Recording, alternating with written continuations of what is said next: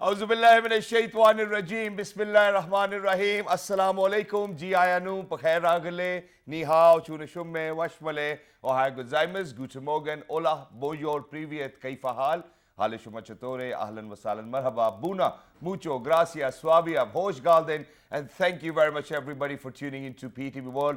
You're definitely watching What This Morning, alongside the very fantastic, amazing, exuberant, and the very passionate Miss Haja Satti. And I happen to be Shahzad Ahsan Khan. And ladies and gentlemen, we definitely hope that each and every one of you is ready to kickstart your day with us. Hello, Hajra. Assalamu alaikum. How are you doing today? Walaikum assalam. Thank you so much for asking. I'm doing great. How are you? Well, I think I'm not feeling so good. Why? And it's just because of the fact that, we have had so much fun over the last couple of days Right.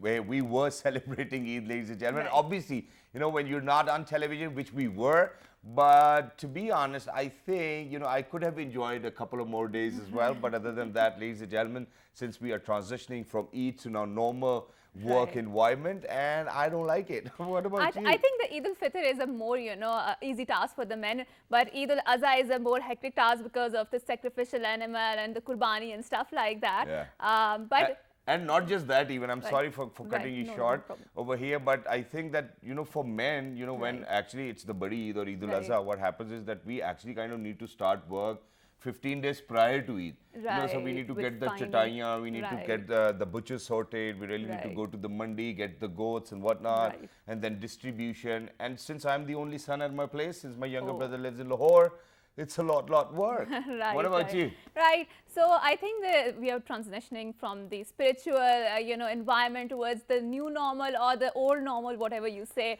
towards the more worldly and materialistic world. And I do miss Ramadan. I must say that, and I miss the ambience of the Awesome. Ramadan, the fragrance of the samosas and pakoras. And I think I get to eat samosas and pakoras only on the iftar in the Ramadan. What about you? Exactly. I think I've been controlling my diet, and especially with You're pakoras. abstaining from pakoras? No, not abstaining from Right. pakoras completely, but I rather pick up one from the potato tray, and then one Right. from the onion tray, and then one Right. from the I don't know. I actually forgot, what do we call a bangan? I don't know. All right, we'll sort it out, ladies and gentlemen. But other than that, there was this one more question which popped up in my mind, and I so wanted to ask you that as well. And I'm sorry, and that I'm actually asking it from you. But let me say that in the first place, that ladies and gentlemen, I can cook. I can make chicken kadai. I can make egg. Obviously, anybody can make. I can make what do we call it? French toast. I can make a couple of dishes. So I just Right. wanted to ask you, since you're a working lady. Right. Do you actually get time to cook, and do you cook for yourself or for your family? Right, I'm not very passionate about cooking, I must add that. Mostly because I get the food ready on my table, and thanks to my mother and Shukran, also to the Alhamdulillah. domestic help. I must, Wow. say that. I must appreciate him, because I think that, they're the very underappreciated people, especially the cook, especially the domestic help, because a lot of time I think they are getting the scoldings and stuff like that. But having said, From your mother or from your father? from I'm my just checking. mother, mostly my I think mother. it's common, it's right, common. right. Because I think that they say that, ghar bhi to sambhalna hai. What do you know about it? And it has to do a lot Right. with cleanliness as well, Right. because my mother is really very picky and touchy about cleanliness, or Right. there's still grease on the plates or Right. stuff like that. Right. And then my chef over there is making faces. I'm like, okay, calm down. Everybody Right. needs to relax. Right. But on the other hand, there's one last question, and then Right. we will introduce our celebrity guest over here in the studios with us, and that is we didn't get paid before Eid this time Right, around. right. So how was it? How did you manage it? Because it was quite a challenge for me, and I was like, okay, whether I can sort it out on my own or not. So obviously, Alhamdulillah, Allah was kind enough that I was able to do it. How did you manage it? Okay. And are you in surplus, and are you in deficit? So, okay, I have this habit of saving money, so I Wow. don't, spend my entire pay on, the stuff, especially on the materialistic or worldly stuff. I have this cap of having a savings, and then, after that I spend money. So, So you're following Warren Buffett. right, so when I was in the university, I was a scholarship holder, and I always had money in my account, because I never spend it, very, I don't know, what do you call it, wholeheartedly or whatever you Deep call pocket. it. So what percentage of your salary do you save, and what percentage you spend? So I mostly spend my salary on the petrol, because I drive myself, Yeah. right? And sometimes on, buying clothes, stuff like That's that. it. Right, but that's it. So you're Yeah. actually saving 6 figures every month. That's quite a lot. I mean, okay, at least I know, God forbid, if I really need to ask for a loan, I don't know whether I can ask or not. I think it's too early to ask for it. But other than that, ladies and gentlemen, obviously this transition, it's a wonderful transition where, obviously a lot of people were going, seeing their family members, enjoying meals together. And that too post-COVID, obviously, for the last 2 years, we weren't able to celebrate Eid the way we celebrated this year around as well. So what we wanted to do was that we actually wanted to kind of enjoy and cherish this transition with one of our celebrity guests over here in the studios. She happens to be a wonderful journalist. She's a wonderful colleague. She's a wonderful news anchor. And I think it's just in her blood. How? That's something which we'll be figuring it out as well. Ladies and gentlemen, we're very lucky that we will be in conversation with Miss Saina Khattak. Hello, Assalamu alaikum, Jini Assange Khairam. Walaikum assalam. How are you, Shahzad? How are you, Hajra? Alhamdulillah, alhamdulillah. How are you? I'm fine, How thank are you. your daughters doing? They are fine, mashallah. Really? Yeah, Are they they're giving you fine. tough time? At times, yeah, I must say yes, they do. Right. And I you know think- what, Saina, I think I really need to give you this compliment that your expression game is really very strong. Thank And you so even if you much. do not say a word, the other person will actually understand what you What mean. I'm trying to say. Right. Yeah, whatever you're trying to say, we can get that from your expression. And it's I haven't seen a lot of people who are blessed with this talent. So you have it, alhamdulillah. But first things first, how was your Eid and how is it to be back at work? First of all, thank you for the compliment. And alhamdulillah, my Eid went fine. And like as you said, because of COVID, we were so restricted, we couldn't meet anyone. And we were just, what do you call it? We were like Confined to our confined home. into Right. to our homes. Yeah. And, Right. and I think so, like this Eid, especially for the kids, it was a healthy, good Eid. Wow, that's Right, wonderful. right. So how much Eid did you give and how much Eid did you get? I wouldn't be telling that. I mean, don't I worry. take the I Eid do not from my work for- kids. I think she The has a Eid small that- daughter, the- so the entire money would go to your pocket, And right? my elder daughter now, mashallah, says like she's growing up and now she knows. She's like, Mama, you're not going to take my Eid, na?" I'm like, no. And when she goes to sleep, so yeah. And what do you do with all of that money? It must be a lot of money, right? No, I just buy them things. I just, later on, then But I you either can buy buy- them candies or chocolates But or you can stuff buy like them that. things from your own money as well, no? No, the Eid is for the candies and the chocolates and all. I Just think kidding. that's wonderful how mothers plan, because that's Right. that's something, ladies and gentlemen, which actually happens to be the culture because we over here want to kind of perceive that, inse paise gum jayenge. No, and the thing is that I don't think so. Little kids should have the habit of having money. Right. Yeah. I don't like I that think idea. at a certain age they should get the pocket At money. a certain So age, they- yeah. When they yes. grow older, when they know How to manage them. how like- to manage it right, exactly. Right. And that's a very interesting story because while it was Ramadan, this is something which I came across that my daughter came back from school. Right. She's in her 3rd grade now. She actually asked for money, so I think she takes 50 rupees or 100 rupees to her Right. school. We used to take 10 rupees. It has been Daily? quite a transition, Oh. and daily, and that too because me and my sister used to study in the same grade. So Right. we were supposed to divide it by 2 as well. So it was Right. 5 for me and then 5 for my sister. Right. And we couldn't really get, either we could get a samosa chaat or we could get a cola or something of that sort as well. Right. But what I witnessed was that she brought back 2 more lollipops. So she got a lollipop for herself and then she got 2 more lollipops for her sisters as well. And I loved it. And I was like, wow, that's amazing. such a thoughtful kid. Exactly, yeah. And in addition to that, that's something because I'm going to second Hajra over here because kids at a very early age really need to know how to handle money or calculate on their own. Because Right. for the longest period of time, I didn't knew whether I am going to get back any change. I would come back without money, and then my parents would have to go to the shop. I was a little goofy back then as well. And then my father thought, hey, you know what? He really needs to experience money, right? Yes, and So you how know- is it as a parent for you? Yeah, I think so because this was, I think so, stated by Hazrat Ali Radiyallahu Anhu that you cannot raise your children the way you were raised. Right. You have to. I'm like you have to follow the generation. Yeah, The- and you really need to adopt, and thank you very much for saying that. Right, So, which is why I'm going to ask you this. So, while you were growing up, what different do you think you're doing when you're now, mashallah, alhamdulillah, your kids are growing up? That's a difficult question. Okay, I think I'm going to answer that first, and then you can answer that as well. For the people who actually have kids, alhamdulillah, ladies and gentlemen, I think, so for all of those things I never had, I'm not focusing on that, I'm going to give them all of those things. What I'm rather thinking about, what I'm rather doing about is that, whatever things which my father or my mother should have told me then, which they didn't because, we really didn't have that culture that everybody could speak Right. up openly. Yeah. Or log kya kahenge and all of that stuff. Right. I communicate with them and I tell them because that's going to stay with them forever. And Forever, I think that's that's absolutely something true, yes. which any parent can do You have to differently. feed them from an early age. Yeah.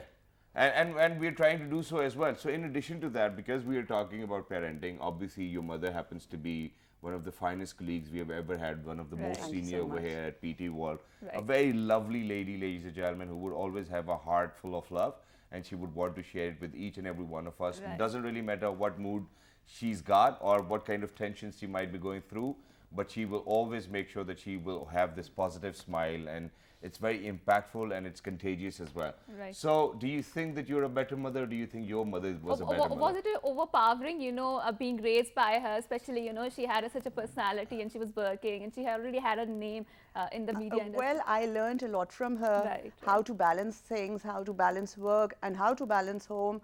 And definitely, she is a better mother. Yeah, She's the right. better mother. Wow, yeah. Well, course. I mean, I like those kids who actually respect their parents as well. So, in addition to that, when you said that she was a better mother, did you ever feel that you're in competition with, that you actually want to be the way your mother was? Because I actually feel that pressure a lot of times. What happens is that, I think, okay, when I was at that age, now where my daughter is, because she almost roughly asks me 400 questions every single day. Why do you do this? Why do you do Yes, that? Can I have your I cell can phone and all of understand. that? How do you manage that? I mean, when kids ask I you so much try questions. to answer her. Right. Because, I never discourage her. Like, she asks me, why is this happening? And then I answer. And then she has another question in that answer. And I try to, as much as I can. Right. And then at a certain point, my patient goes, boom. And then I'm like, I don't know. But my first step is to encourage her, never to discourage her when she's asking me questions, because that's the way I think so she's going to Right. learn. Right. And that's the way she's going to ask me things. Right, True. right. And it's wonderful in addition to that, because I actually come across a lot of questions which I'm like, Yeah, you're whether helpless, like what whether to I say, should what answer, not to whether I say, should- yeah. whether I should answer this question or whether I should not answer this Right. question, and then it's an argument in between me and my wife, and I'm like, okay, just shoot, whatever you want to ask. So imagine what she asked me one day, and I was like, well, it's such a stupid question. Why are you asking a stupid question? And I literally said that.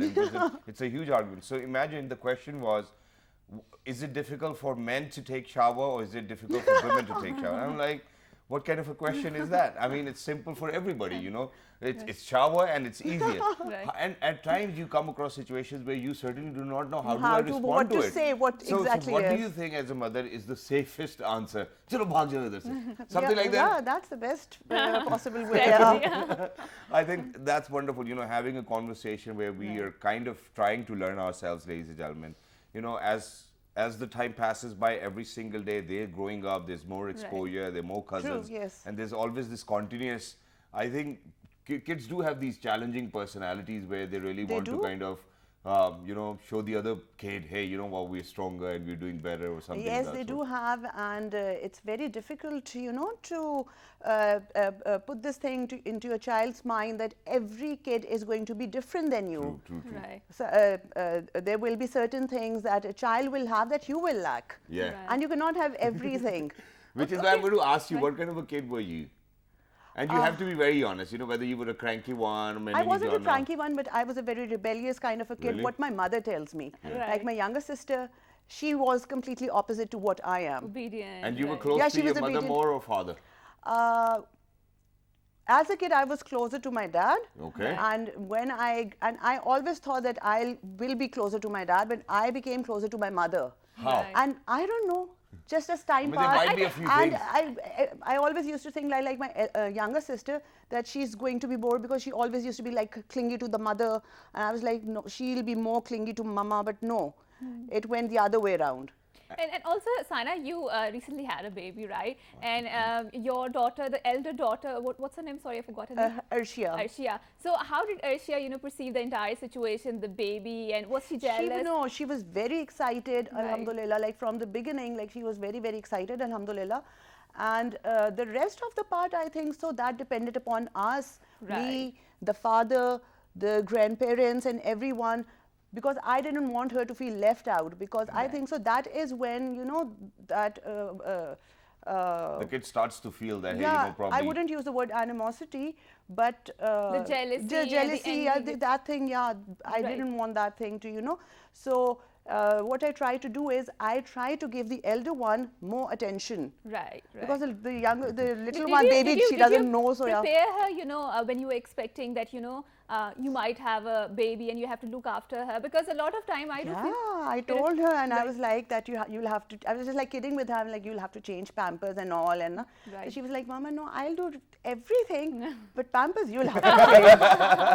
Especially if the baby have pooped. Yeah, So you have to and change kids are Right. smart these days, ladies and Right. gentlemen. They They're know super what smart, to do yeah. and what not to do, and it's wonderful. So coming back to how were you as a kid? So you were rebellious. That's what you said. That's what my mother Were you a says. great student? Yes, I was a good student. And you always wanted to spend money? Yeah. How much I did you still get? do. Did you get your pocket money, and how old were you when you started getting I your used to pocket get money for my cafeteria for my school, Yeah? like every day. Yeah, when I grew older. Otherwise, I used to take lunch, the Yeah. Super Crisp and a packet of juice. Yeah. That was my everyday lunch. Wow. And later on, when I grew up, then I used to take money. Right. And I started getting pocket money in my teens. Was it enough? Yeah, it was fine. Like back on those days, that wasn't so long ago. I don't think that you should have said that now, since Hajra has mentioned that, alhamdulillah, you have amazing kids and that you're Right. looking after them as well. It's wonderful, and I think age Thanks is so just a much. number. It's the heart which really needs to be young, and for all of those Definitely viewers who is. are out there. Better be. Yeah, and ladies and gentlemen, the sole purpose of this conversation today with Saina is that we really come down to a point where we talk about how Right. she maintains work-life balance, because as early as 4 a.m. and then as late as probably 11 p.m. at night, I've seen her doing shifts over Right. here, as a news anchor, as a journalist, and it obviously takes a toll on your mental health and It your does. physical health and your appearance, and then Right. obviously thinking about kids, and then obviously your husband is a bigger kid too. So how do you manage that all with working with the same zeal you do, and you do a wonderful job? I think so. Alhamdulillah, mashallah, mashallah. I think so that is because of my parents, my mother, my in-laws, my mother-in-law. Yeah. They are very supportive, Nothing about alhamdulillah, your in this sense. He's also supportive, but Okay, Baijan, you've heard it. nahi, nahi, alhamdulillah, he's supportive. Alhamdulillah, alhamdulillah. Obviously, We'll talk obviously. about that later on, Hajra. Yeah, we will, We alhamdulillah. will have a And session. Don't worry. And about it. Hajra, the best part is that she's always mentioned that her husband is always by her side, and Right, he is right. actually kind of I think so a that's continuous very support. important, you Especially cannot after take the it all childbirth. alone. Right, Yeah. right. After the childbirth, I think it's very important to It's have very important. Like strong support. I leave the little baby with my mother-in-law or my mother, and when I'm at work, especially when Right. I'm at work, or Right. when I have to sleep early, when I have my early morning shift. Yeah. Right. So I have to wake up at 2:30 or 3 early in the morning, and so alhamdulillah, because of them, I wouldn't have been able to do it. Yeah, and it's wonderful. And to be very honest over here, ladies and gentlemen, Right. these support systems, I'm 100% thankful to Allah Almighty that I was actually born in a country where we had a culture of support systems, Exactly, joint family yes. systems That's as well, true. and that's how everybody has survived. So imagine. Alhamdulillah, we are 7 siblings. So imagine, my mother couldn't have done it all by herself. So we lived in a joint family system. My Right. chachi would come in, hold one kid, my chachi would come in, and so there were people coming in and going out. And Right. while we grew in that kind of culture, we kind of had bigger hearts. Now we welcome a lot of friends at our place. We welcome a lot of Right. family at our place. Yeah. And that way we sit together, chit chat, laughter, everything. So it's an Right. everyday regime at our place. Alhamdulillah, I'm thankful to Allah Almighty. So we really do not look forward to Eid only. And that's the kind of family system which unfortunately we have transitioned from to being nuclear families. And I Right. think it's difficult. And I would want Hajra to kind of Right. answer this as well.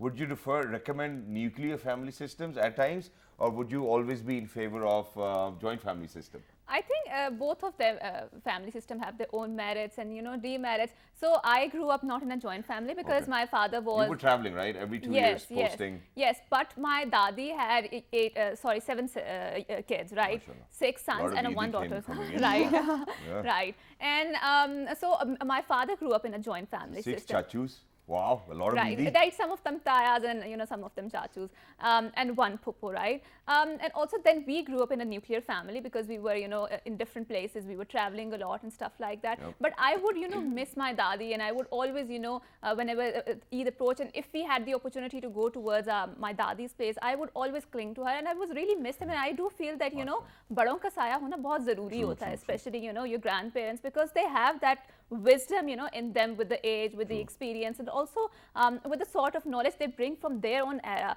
and they impart to you. So it's important to have that sort of nourishing and nurturing also. Exactly, and inside your because I remember, personality. just yesterday, or I think the day before yesterday, when it was Eid Right. in particular, Right. we were actually talking about it, and you said that whenever it was Eid, you guys used to travel to Islamabad and come to right. your dadi's place. Right, right. And I have always loved it, and I think I just got nostalgia. While she was actually talking about it, because my dadi, ladies and gentlemen, was the nicest person I've ever met. She wouldn't say a Same, word. same, No, she same. wouldn't say anything. And I think that that typical Punjabi which I've learned, I think it You've comes learned from it her as from well. her. Hethan beja, kithe chalna hai, and all of that was so interesting and amazing. Right. And now my kids, I'm trying, putar ki kar rahe ho, stuff like that. They won't even listen to me. They're like, I don't know whether I'm talking to walls or something. They're like, okay, you're talking to us or something of Right. that sort. How important do you think it is for you as a mother to make sure that you instill all of those cultural values which you were raised with? It's very important. And how do you do that? It's difficult, right? On every step, I try to tell my elder daughter. The other one is just like, she's 2 months old, but the elder one, mashallah, she'll be turning 6 this month. Mashallah. And I try to, Oh, big birthday parties coming Yeah, up. inshallah, Yes, after- inshallah.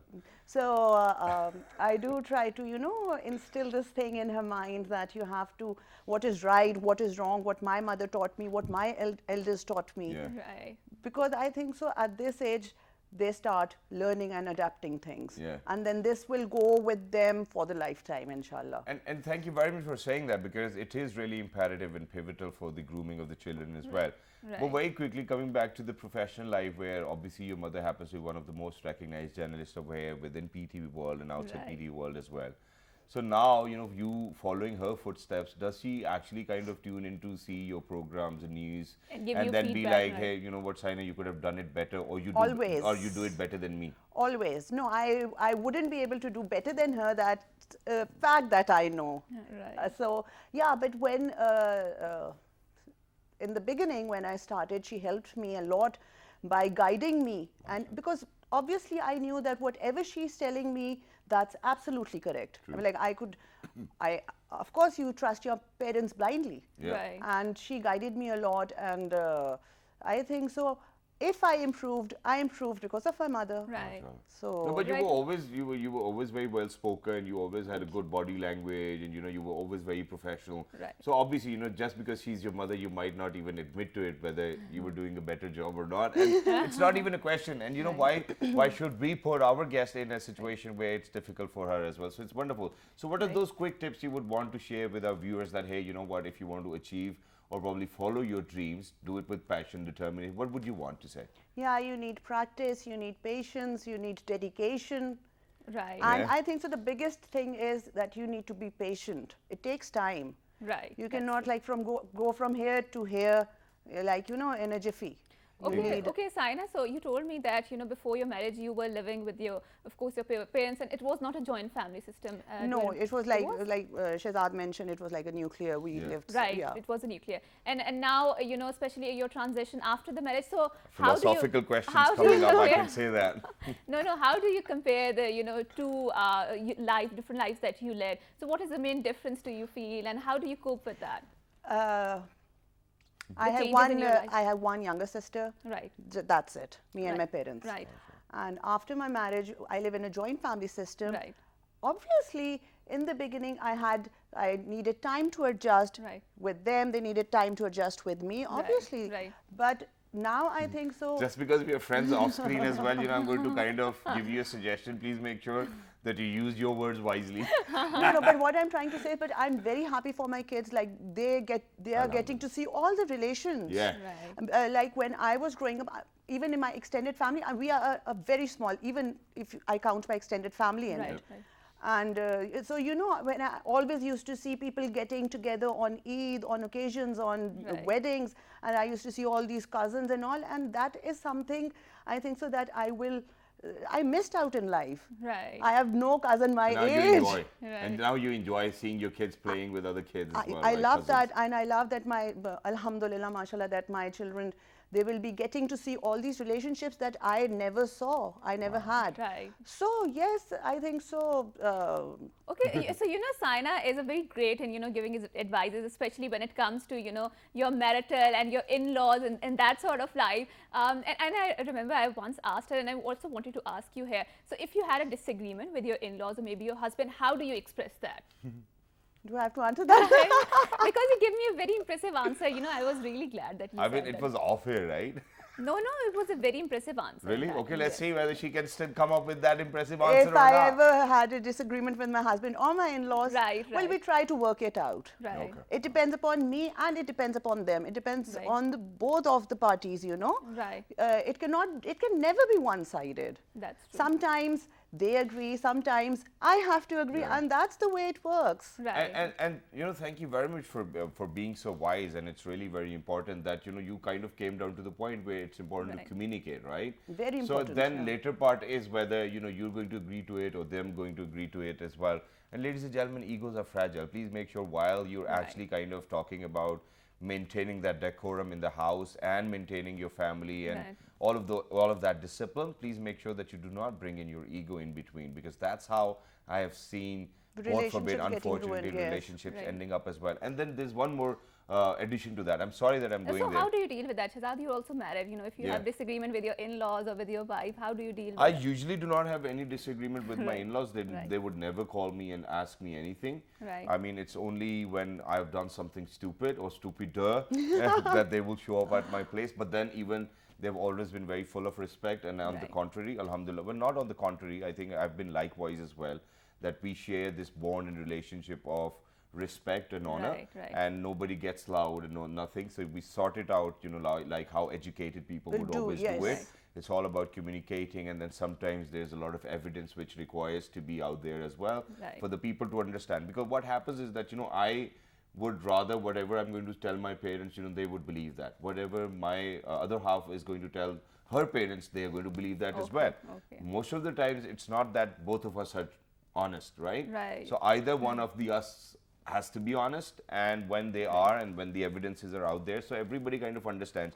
And what I have seen till date is that, you know, for any relationship to work, it's the I think the sole responsibility is not just of the couple living together, but it's of the parents, for the Right. groom's parent and for the bride's parents as well, to come together and be sensible and be wise for that relationship to work. 100% correct, And yes. and that's what I've seen, you know. Unfortunately, God forbid, you know, I got married when I was 23 years old.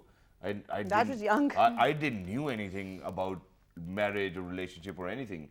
And if alhamdulillah I've survived, it must have been because of the fact, first obviously Allah Almighty, and then how our parents kind of looked after us and how we needed or required something. So imagine, I have a very interesting story. If you guys want, I can share. Sure. Go So ahead. when I got married, when I Right. was 23 or 24 years old. Obviously, prior to that, my mother did all the washing.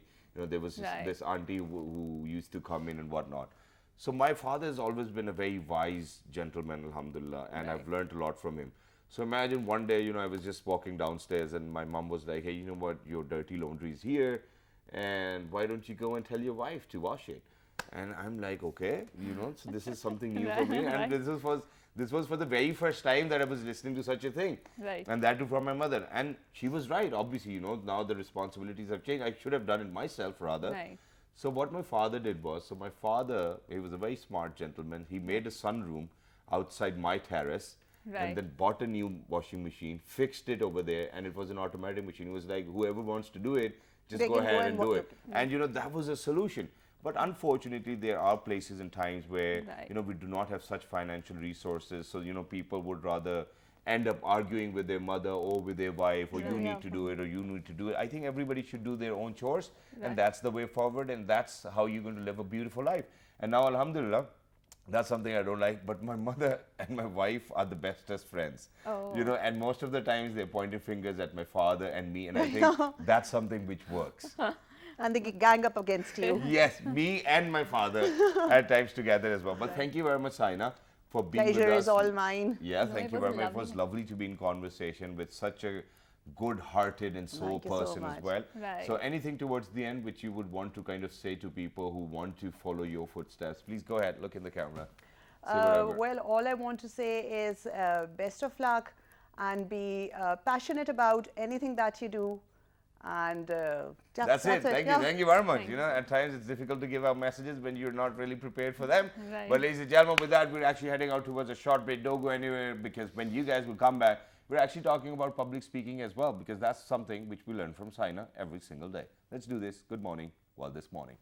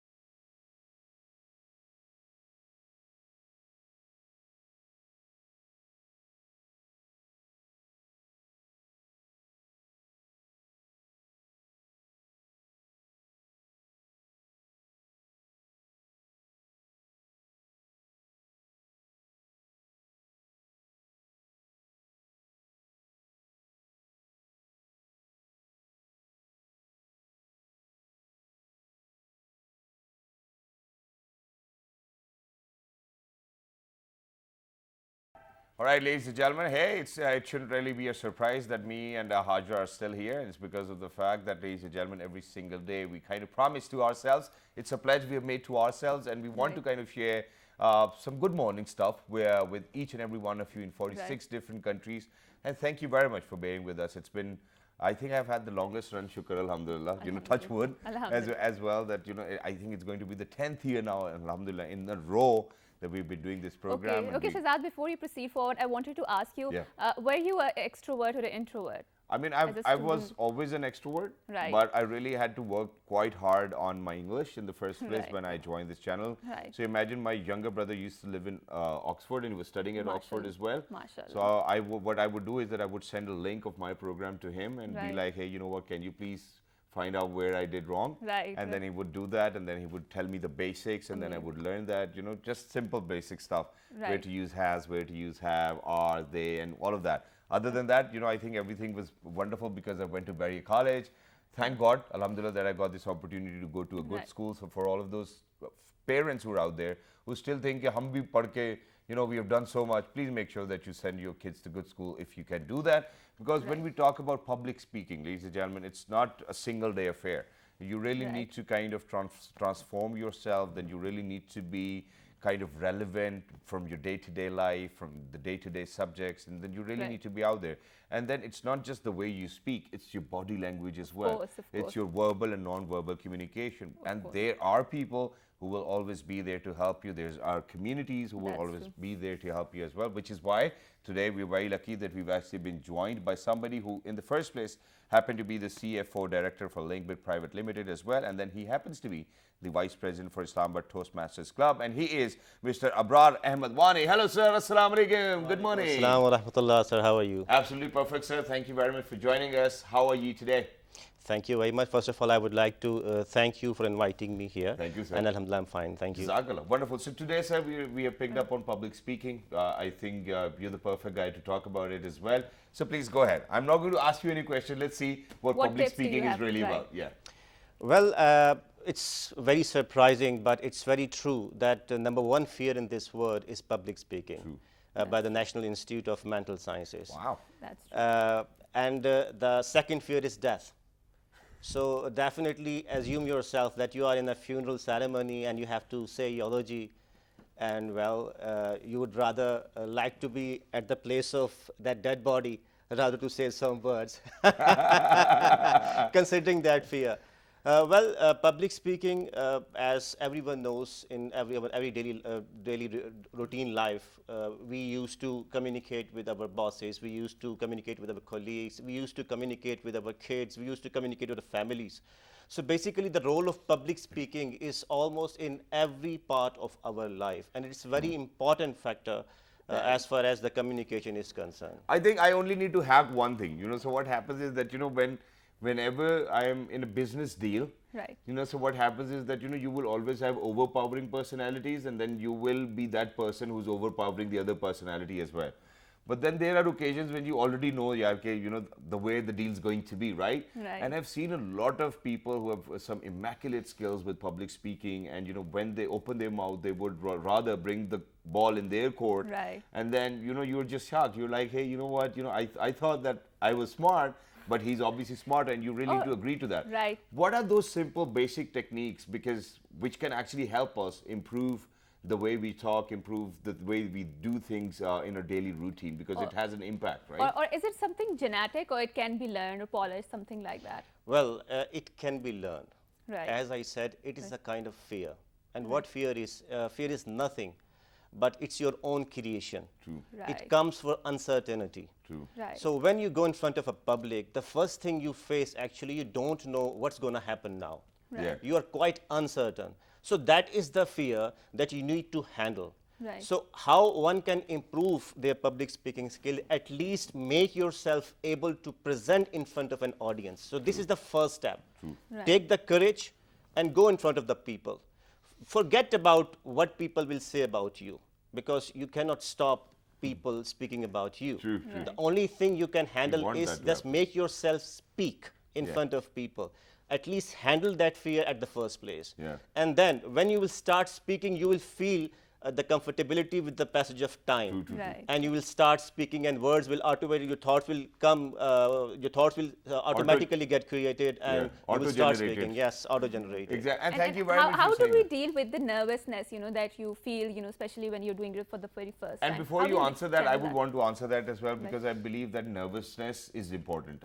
That's something which I believe. I'm not actually kind of saying that everybody needs to kind of feel nervous. Right. Because, for us, people who Right. present and represent brands and whatnot, and are on stage in front of thousands of people, that nervousness will actually lead you to a lot of preparation. Okay. And I believe that preparation will lower that burden of nervousness. And then obviously, since you are prepared, you will have a lot of stuff to say things, and That's then you nice. won't really make a mistake. Am I right? Interesting. Exactly, exactly. As far as the nervousness is concerned, as I said, the first step to handle your nervousness, at least give a sort of confidence to yourself. How do you do that? Well, I Ho can jayega, easily yeah. say I have went into a lot of competitions, even in the Toastmasters.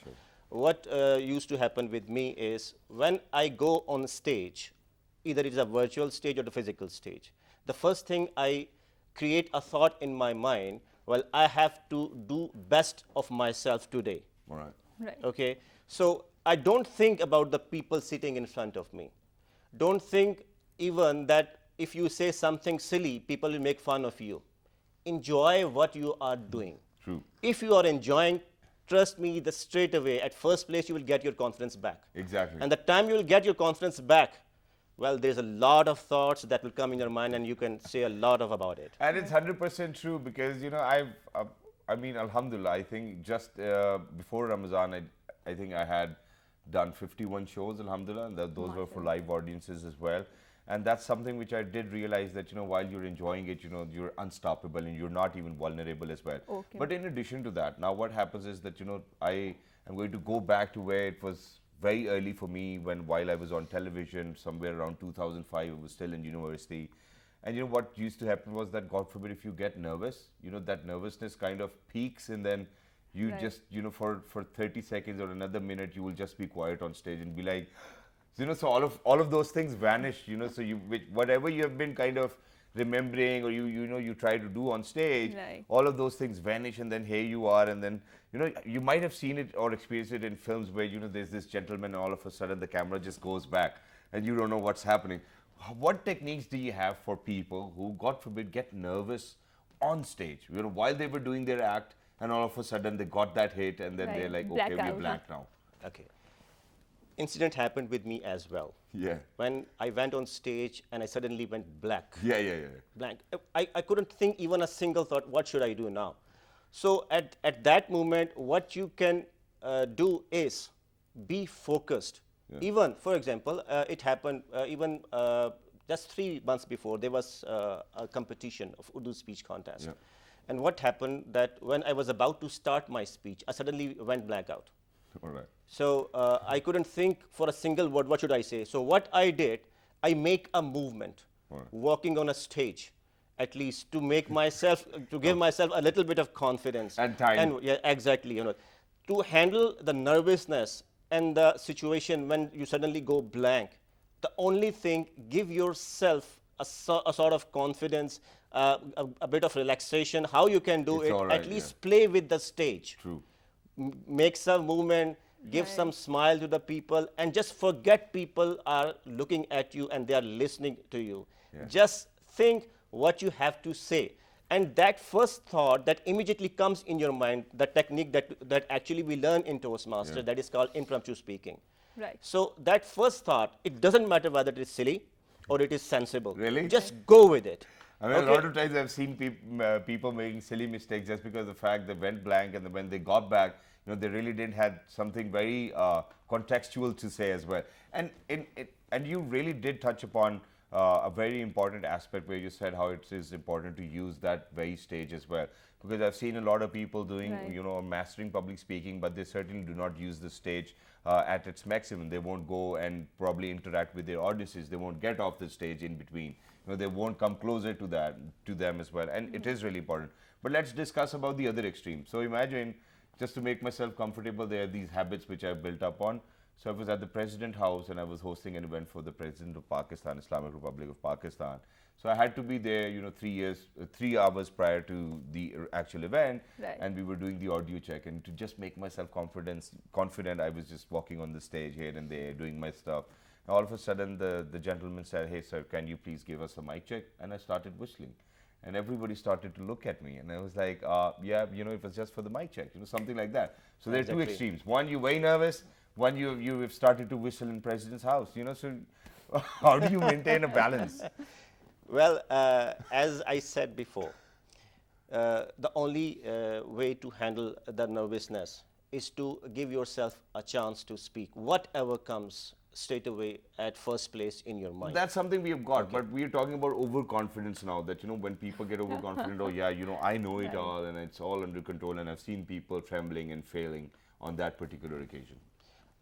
Do not follow the written material. Yeah. Always give yourself a confidence that, well, I can do that at my own. Yeah. If you have something in written and you have prepared a lot well before time, as you mentioned that you went 3 hours before and you prepared, and then you start walking, well, you started whistling, that okay, I can do I certainly that. do not want anybody else to mention that ever again. Go ahead. Well, Right. what I can understand with this principle is that at least give yourself a chance to have some words, but that words should be your own words, words, okay, rather than go on a written script. Okay, well, the written script is very much understandable. You should go with Right, that, right. but at least build your own thought about that script. Exactly, That will give you a little, some sort of thing that you can handle the Your situation. comprehension skills really need to be put at test. Exactly. Right, And that's important. But, Right. once again, ladies and gentlemen, since we actually kind of share the same field, and it's wonderful to talk about it. It's been a while that I've never spoken about it Right. with anybody else, because I am literally against holding papers or notes or documents while you're presenting. I'm just against it. So I'm like, obviously you really need a rundown, and you need to look at it, because one cannot remember all of the things, but you certainly do not have a notepad or papers in your hand while you're presenting. Do you agree to it? I totally agree with that. 100%. You shouldn't have any paper within your hands. So Yeah. as I said, what you need to do is, for example, what you are going to present, that is something you must have picked from somewhere else. True. Okay. So first of all, create your understanding about that concept. Exactly. Create your own thought about what do you think about that particular idea. Yeah. Then go with your own presentation rather presenting someone's else words. Exactly. So when it becomes your own thing, it will You can do become it. very easy for you. So then there is no case of holding papers in your hand. Exactly. So all the public speakers you might have seen, there's Qasim Ali Shah, Tony Robbins, Jim Rohn. Yeah, Tony They never use papers. They just go on stage, they have something in their hand, Yeah. they just use the audience, they just use the situation over there. Exactly. They just play with the stage, they play with the audience, and they use their information to make them understand their information. Exactly. And coming back to, I'm just so happy today, that he's just speaking my heart out as well. Because there are different sorts of public speakers. One, they will have a faster pace of saying things, and then there will be people like Steve Harvey, where they take their time, their pauses, and they're so good with their pauses that it's Exactly. actually synced with the clock or the second hand as well. Exactly. So the way seconds start to move on the clock, they would actually have a tempo of that sort where it's just smooth and take pauses. So what would you recommend? Do you think a very slower version of a public speaker or a very faster version or somewhere in the middle? I will neither support the slower version Or the nor faster. the faster version. Somewhere in the middle. Somewhere in the middle. And how it can happen? By addition of proper pauses. True. So what helps you while adding pauses in your speech? It gives a chance to your audience to at least digest for whatever you are saying. True. Okay, right now I just gave a pause. Now whatever I say next, people will able to understand what is going to happen. True. Right. Okay, and this is a way of communication that whenever you communicate, you too much for so and well, what will happen? Yeah. Like too many things happening around you. Exactly. Okay, so you will not able to understand well what's that guy is actually mean to say. Right. So if you are giving proper pauses of your within your speech, Right. that actually give a chance to the audience to grasp the concept, to Right. digest the material you are giving to them. Because your ultimate purpose is to communicate, to transform, to transfer the words that you have in your mind and your heart towards the audience. Well, that's wonderful. Thank you very much, Abrar Bhai, for being you. with us and sharing your experiences as a public speaker as well. But for everybody who's out there, ladies and gentlemen, I think I'm going to say one last thing and then I'll let Hajra actually wrap up the show as well. And that is that, while you're on stage, first of all, please make sure that if you're going to respect your audience, only then they will respect you. Please make Right. sure that you never come up with remarks which are below the belt or probably derogatory towards your audiences. Please do not discriminate while you're joking. Pathan, Sindhi, Punjabi, talk about Pakistan. Please make sure that you do that and you will Right. see how people will start to respect you as well as a public speaker.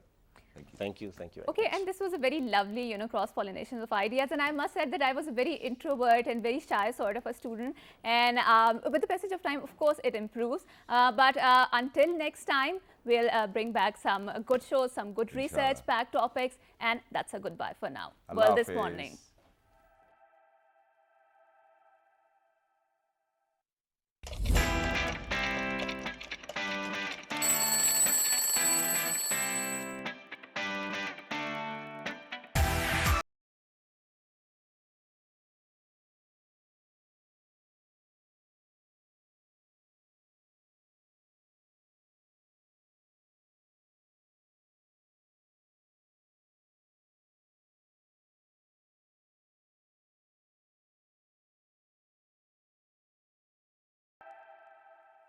الرحمن الرحيم اقرأ باسم ربك الذي خلق خلق الإنسان من علق